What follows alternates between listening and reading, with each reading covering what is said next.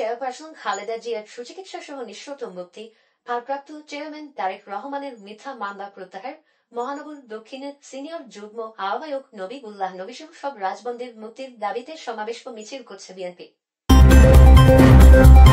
শুক্রবার বিকাল 4টায় রাজধানীর নয়াপল্টনে দলের কেন্দ্রীয় কার্যালয়ের সামনে ঢাকা মহানগর দক্ষিণ বিএনপি উদ্যোগে এই সমাবেশ শুরু হয়।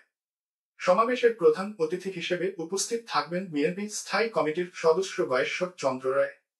এতে সভাপতিত্ব করছেন দক্ষিণ বিএনপি আহ্বায়ক আব্দুস সালাম এবং সঞ্চালনা করছেন সদস্য সচিব রফিকুল আলম মজনু।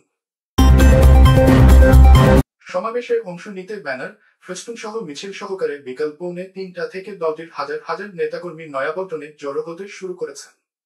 খণ্ড খণ্ড মিছিল নিয়ে আসছেন তারা।